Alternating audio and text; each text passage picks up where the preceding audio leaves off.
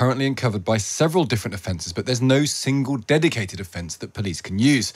In a few minutes, we'll talk to Stamp Out Spiking founder Dawn Dines. But first, we're going to hear from someone who's had experience in being spiked. Sarah had her drink spiked in October 2021. This is the first time that she's spoken about it on air.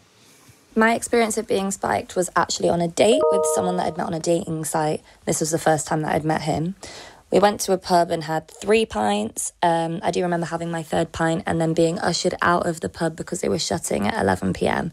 I then don't remember anything, have a blackout. I found out the next day that I'd actually been sexually assaulted at some point throughout the night and was taking my clothes off in the middle of the street, acting in very strange ways that were completely out of character for me.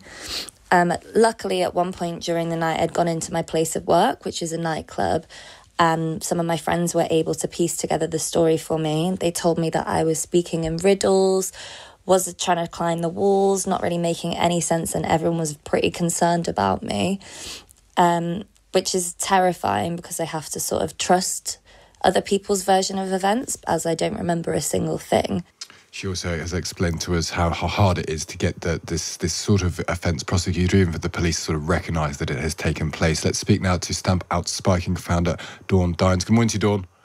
Hello, good morning. Do we have a sense of how prevalent spiking is? Because presumably it might happen and people don't even know or don't report it. It must be quite hard to track down numbers on this. It really is, because like we all know, if you go out on an evening and you have too much to drink, sometimes you forget little pockets of the evening. And I firmly believe that this is what some of these predators are preying on, to be honest with you. And do we know why they do it? Because is it always as a way of effectively lowering defences so they can attempt sexual assault? Is that by far the dominant reason people do it?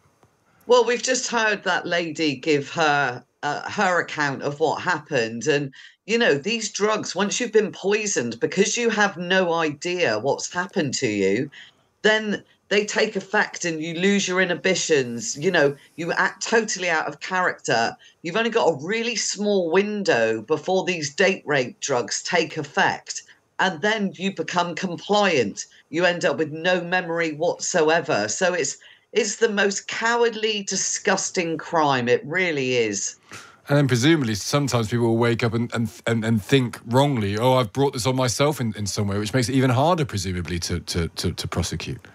That's exactly it. And, you know, you've just hit the nail on the head there. You really have. We've got victims that, you know, I've been campaigning against this crime for nearly 2 decades now. And the amount of men, women, boys, girls that have broken down in my arms and, you know, that they've explained to me what's happened, and then they feel embarrassed, they feel ashamed, they blame themselves.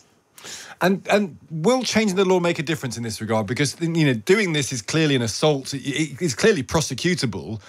Does a law change help? Does it need to signal something? Is it more of a metaphorical thing than an actual thing? What do you think the benefit of changing the law would be? Oh, my God. Right. Oh, I'm going to go on my little high horse now this morning.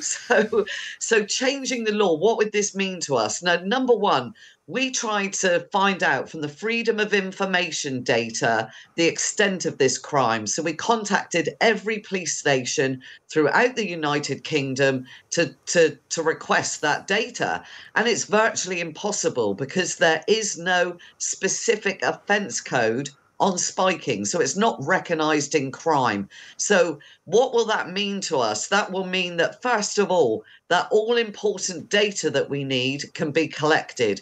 It will mean that the emergency services will be adequately trained and resourced to deal with this crime. And currently, we're putting out the largest and most comprehensive survey on drink spiking and other spiking-related crimes. So if any of your listeners out there know anybody who's been spiked or they've witnessed a spiking, because a lot of the time that person doesn't remember, then please fill in our survey at Stamp Out Spiking so that we can then have that proof. We can go back to the government. It's called a victim's journey, and we can then pinpoint exactly where we've been letting victims down time after time over generations. Well, people can definitely go and do that. Dawn, thank you for taking the time to speak to us this morning.